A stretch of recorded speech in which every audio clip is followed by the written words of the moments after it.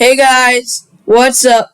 Welcome back to another video. But today, me and my friend George are going to be ranking every roller coaster at Cedar Point before I go, with the help of him.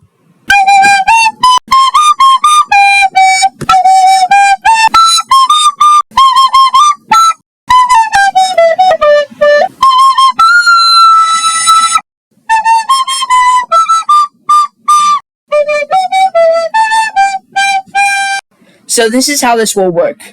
We will say the roller coaster and then the number following the roller coaster. We might have to make a few assumptions. And if you have any questions, please leave them down in the comments.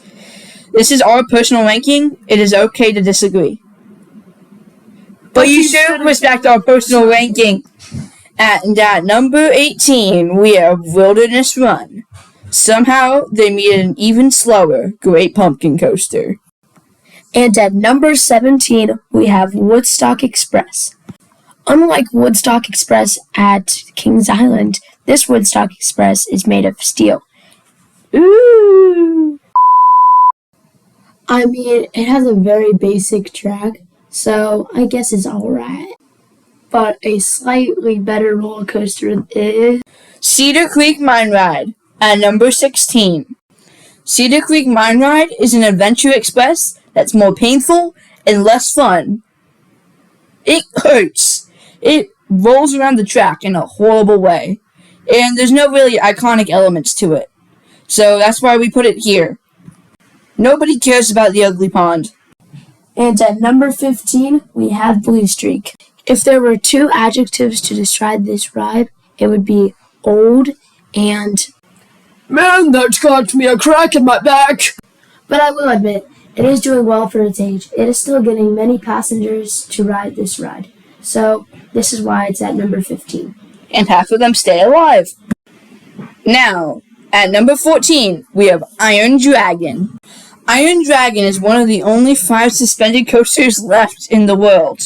It's a very unique coaster, and that's what makes it fun. It's pretty gentle, but that doesn't take away from it. Because I feel like it's a great beginner coaster for someone who's just learning how to ride or learning to build up the urge to ride roller coasters. It also just puts a smile on your face. So that's why we put it at number 14. And at number 13, we have the painful loopy coaster, Corkscrew. This ride has a short wait, and it can be somewhat a little bit fun-ish. So that's why we put it here. George wanted to put Corkscrew at number 1. But I think it was a little bit below Iron Dragon, so we compromised and put it at number 13. And at number 12, we have Wild Mouse. This is a simple Wild Mouse coaster, but Wild Mouse coasters are very fun because you love the feeling of spinning wildly around while you get whipped around the track. Wild Mouses are the king of fun. Just fun. They're so fun to ride on. So that's why we put it at number 12. And at number 11, we have Gemini Racing. This is a simple racing coaster. It is like the Racer, but it has more lead changes, which is fun. But you know why I put the Racer at number 12. It's for its roughness. But this one is a little bit smoother. That's why it is better than the Racer at Kings Island. And this is why we put Gemini Racing at number 11. And to start off the extreme thrill riding roller coasters list, we have Rougarou at number 10. Rougarou is a pretty fun ride. It starts off with a hill, and then the first half is just extremely fun, but then the second half it starts getting bumpy, and it's not great. Rougarou is a floorless coaster that has inversions. It has a corkscrew, an inclined loop, a dive loop, and a vertical loop. Some of these inversions can be really fun or really rough. This is why we put Rougarou at number 10. And at number 9, we have Magnum XL 200. Magnum XL 200 was the first hypercoaster. A hypercoaster is a roller coaster that is over 200 feet. This coaster also started the Coaster Wars. The Coaster Wars was a time where multiple coasters tried to outbeat each other when it came to height. The only bad thing about this coaster is that it's pretty old, and yet it makes it rickety. So that's why we put it at number 9. And at number 8, we have the B&M roller coaster Raptor. This B&M coaster is meant for their inversions. It is basically an older Banshee at Kings Island, just rougher. One thing I like about this ride is it is very intense and very fun. Another thing I like about it is that it whips you around a bunch. One thing I don't like about it is you can hear it roar from anywhere in the park. It is super loud and pretty annoying. And this is why we put Raptor at number 8.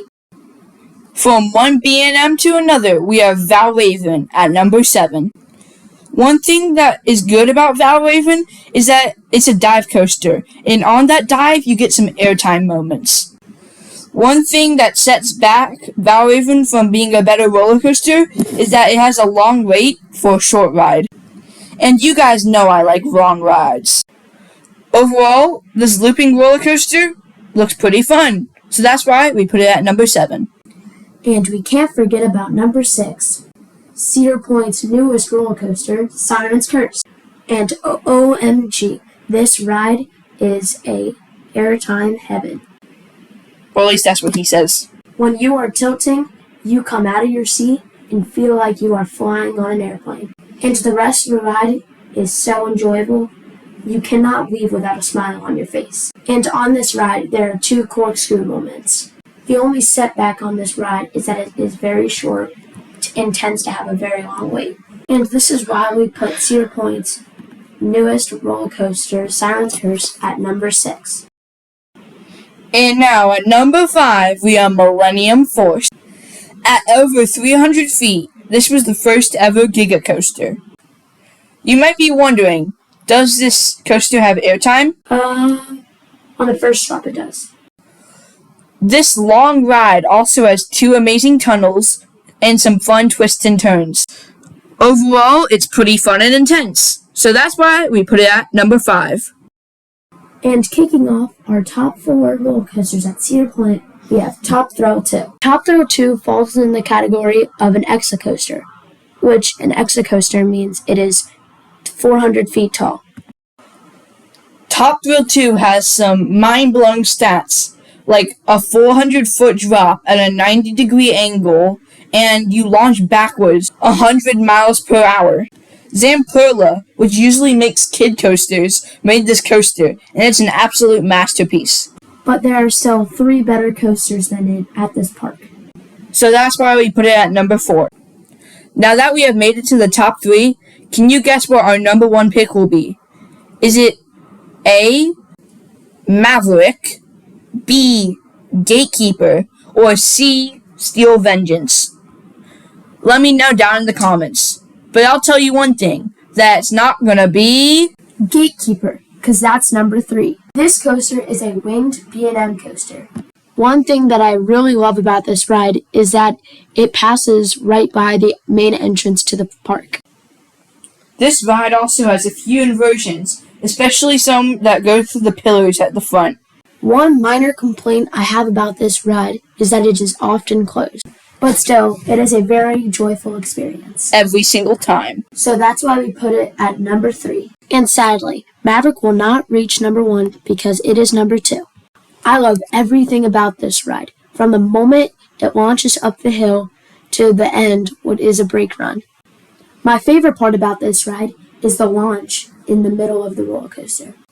Another thing I really like about it is that it is decently long, and that there are many inversions that make it really fun. Also, this is one of the best night rides I've ever ridden in my whole entire life.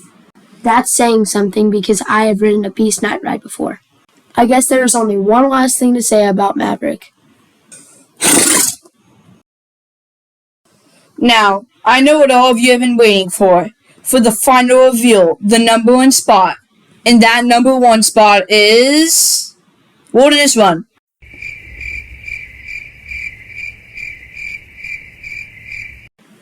Nah, we're just kidding. Or are we? And at number 1, we have Steel Vengeance. Steel Vengeance used to be Main Streak, but then RMC cooked up and made one of the best roller coasters in the world. This roller coaster has plenty of airtime, a massive 90-degree hill, and some inversions to it. In fact, this roller coaster is ranked second in the whole entire world, just under Falcon's flight in Saudi Arabia. Say what? Say what? And this is why we put Steel Vengeance at number 1. Or at least until I make my actual ranking. So, did you guess that our number 1 coaster at Cedar Point preview would be Wilderness Run? Steel Vengeance? Or did you fail and say that would be Gemini? Leave your answer down in the comments, and while you're down there, like, subscribe, and follow. And we will see you next time. Bye-bye. Bye-bye.